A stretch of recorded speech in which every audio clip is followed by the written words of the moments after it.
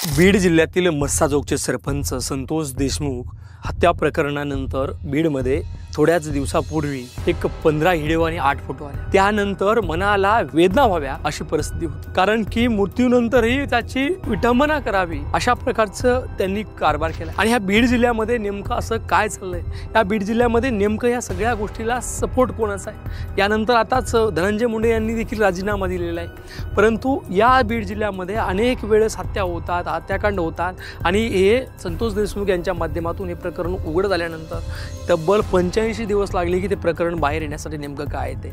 आणि त्यानंतरचे व्हिडिओ आणि फोटो बघितल्यानंतर प्रचंड मोठी, मनाला प्रचंड वेदना देणारी, प्रत्येकांच्या डोळ्यामध्ये अश्रू येत, कारण की विरोधकाला देखील वेगळं वाटतं, खंत वाटतं।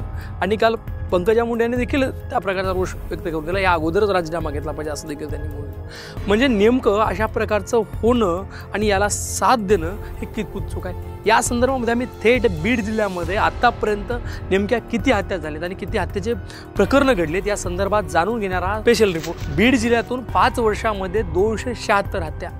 संतोष देशमुख हत्याकांडानंतर बीड जिल्हा प्रकाशझोतामध्ये आल्यानंतर मंगळवारी अर्थसंकल्पीय अधिवेशनाच्या निमित्ताने खळबळजनक माहिती समोर आली। बीड जिल्ह्यामध्ये 5 वर्षांमध्ये 276 हत्या आणि 766 हत्येचा प्रकारचे प्रयत्नाचे गुन्हे नोंदवण्यात आले आहेत। तर जानेवारी ते ऑक्टोबर 2024 या 10 महिन्यामध्ये हत्येच्या 36 घटनांची नोंद करण्यात आलेली लेखी माहिती मुख्यमंत्री देवेंद्र फडणवीस यांनी मंगळवारी दिली। बीड जिल्ह्यातील हत्येच्या घटना आणि त्या संदर्भात झालेल्या कारवाईबाबत विधानसभेमध्ये सर्वपक्षीय आमदारांनी तारांकित प्रश्न उपस्थित केला होता। त्याला दिलेल्या लेखी उत्तरास मुख्यमंत्री आणि गृहमंत्री देवेंद्र फडणवीस यांनी माहिती दिली। या उत्तरानुसार बीड जिल्ह्यातील निकष डावलून गुन्ह्याची नोंद असणाऱ्या 260 जणांना शस्त्र परवाने देण्यात आल्याच्या प्रश्नाला हे उत्तर दिले। बीड जिल्ह्यामध्ये गुन्हे नोंद झाले असलेल्या 260 जणांचे शस्त्र परवाने देण्यात आले होते। त्या संदर्भात जिल्हाधिकाऱ्यांकडे सुनावणी होऊन गुन्हे नोंद असलेल्या परवानाधारक तसेच मयत परवानाधारक अशा एकूण 199 परवानाधारकांचे शस्त्रे परवाने रद्द करण्यात आल्याची माहिती मुख्यमंत्री देवेंद्र फडणवीस यांनी दिली। बीड जिल्ह्यातील हत्येच्या घटना आणि त्या संदर्भात झालेल्या कारवाईबाबत विधानसभेत सर्वपक्षीय आमदारांची तारांकित प्रश्न उपस्थित केला होता। त्याला दिलेल्या लेखी उत्तरास मुख्यमंत्री आणि गृहमंत्री देवेंद्र फडणवीस यांनी माहिती दिली। या उत्तरानुसार बीडमध्ये निकष डावलून गुन्ह्याची नोंद असणाऱ्या 260 जणांना शस्त्र परवाने देण्यात आल्याच्या प्रश्नालाही उत्तर दिले। बीड जिल्ह्यातील गुन्हे नोंद असलेल्या 260 जणांना शस्त्र परवाने देण्यात आले होते।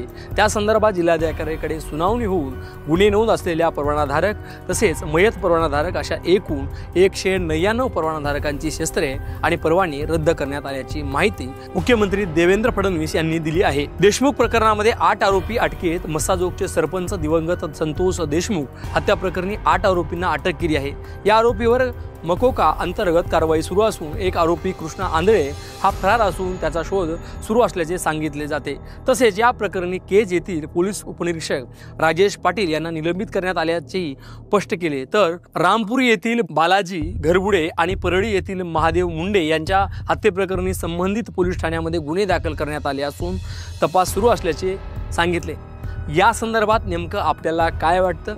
एकाच बीडमध्ये 5 वर्षांमध्ये एवढे हत्या आणि त्या हत्या करण्याचा प्रयत्न एवढे झालेले आहेत आणि त्यांना सगळ्यांना परवाने देखील दिलेले आहेत। या संदर्भात जे गुन्हेगार आहेत ते 8 आरोपीवर नेमकी कशा प्रकारची कारवाई होईल, त्यांच्यावर सरकार काय नेमकं करेल, किंवा जर आपण पाहिलं की ह्या प्रकरणामध्ये संतोष देशमुख यांची हत्या झाल्यानंतर त्या हत्येची कशा प्रकारची विटंबना केली, ही या सगळ्या बाबीकडे बघून हे महाराष्ट्र सरकार, शासन आणि गृहमंत्री नेमकं यावर काय निर्णय घेतील। सोशल मीडियाच्या माध्यमातून वेगवेगळे विषय समोर येत आहेत। त्यांचा लोकांच्या असं देखील असं म्हणणं आहे की या आरोपींना भर चौकात फाशी द्या, आणि नेमकं सरकार नेमकं काय करेल हे नक्कीच आपण पाहूया। नेमकं तुम्हाला काय वाटते तुम्ही नक्कीच कॉमेंट बॉक्समध्ये कळून आम्हाला कळवा। धन्यवाद।